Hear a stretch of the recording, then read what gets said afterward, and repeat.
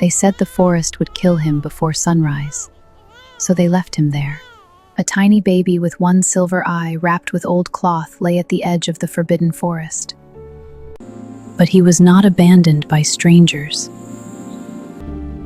He was carried there by his own mother. Her hands were shaking. Tears filled her eyes, but she did not wipe them. She had been ordered. On the night he was born, the moon did not shine. It burned. The wind refused to sleep.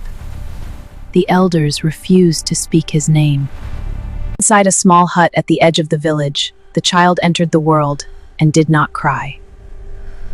He simply opened one eye, and it shone silver. The midwife stepped back. The elders were called. No normal child is born with an eye that holds the moon. This is an ill omen. The spirits are restless. Fear spreads quickly in a village where stories are older than the trees. Before sunrise, a decision was made. The decision to drop him at the evil forest. They said the forest would kill him before morning. So his mother carried him there, not because she wanted, because she had been commanded. She walked alone into the darkness, every step heavy, every breath breaking. When she reached the edge of the forbidden forest, the trees seemed to lean closer. She knelt, placed him gently on the dry grass. "I'm so sorry, my son." For a moment, she almost picked him up again. "If I stay, they will kill you."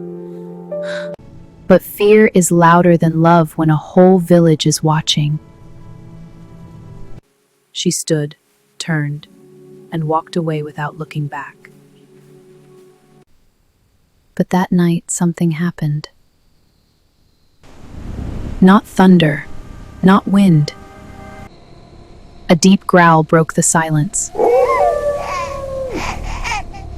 A wolf, huge, silent, watching.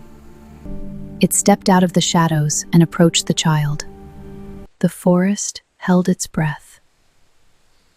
Instead of harming the baby, the wolf lay beside him. Its thick fur shielded him from the cold.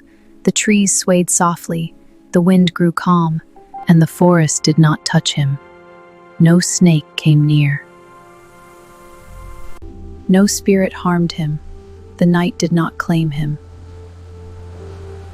By morning, the child was still alive. From that day, the villagers knew.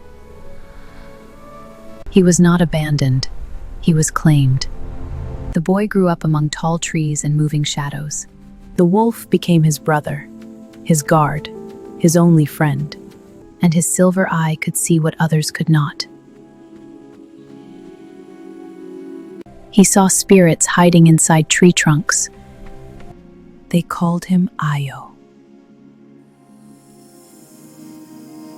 He heard the forest breathe at night. He knew when danger was coming before the birds flew.